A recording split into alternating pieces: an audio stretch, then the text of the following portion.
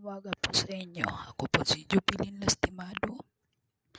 Humingi po ako ng tulong sa inyo kasi po yung amo ko, pinapakain po sa akin yung ari niya. Tapos po, sinabihan po ako kung hindi ko po raw kakainin, papatayin niyo po ako. Kaya po wala po akong nagawa, kinain ko po. Kasi po gusto ko pa po makita yung anak ko. Humingi po ako sa agency ko ng tulong. June 4 pa po ako humingi ng tulong. Kaso po parang baliwala nila sa akin. Humingi din po ako sa pulo. Sabi po ng taga pulo, papuntahin po daw nila ako doon. Yun po, inatid po ako ng anak ng amo ko na lalaki. Hindi po ako pinapasok. Tapos po tumawag po ako sa embassy.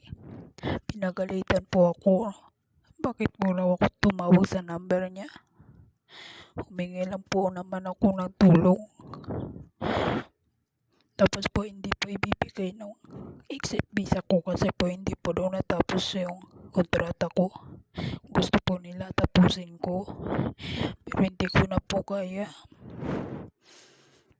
Sabi po ng amo kong babae, ibabalik daw nila ako doon sa bahay nila. Kung hindi daw po ako babalik, hindi po daw ako bibigyan ng sahod. Kaya po sabi ko, okay lang po yung wala akong sahod, basta hindi po ako babalik doon. Kaya po nandito po ako sa tunay kong employer. Kaya po humingi po ako ng tulong. Sir Tolpo, sana po matulungan niyo po ako dito. Kasi po, natatakot na po ako dito. Gusto ko pa pong umuwi po ng buhay.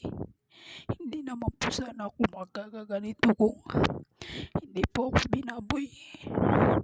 Isa po, yung employer ko, hindi mabait mo po yung employer ko. Kaso lang po binigay nila ako sa anak niya. Yung anak po niya, yung asawa niya, yung nagbaboy po sa akin, pinapakain po sa akin yung ari, pangatlong bisis na po. Sana po matulungan niyo po ako.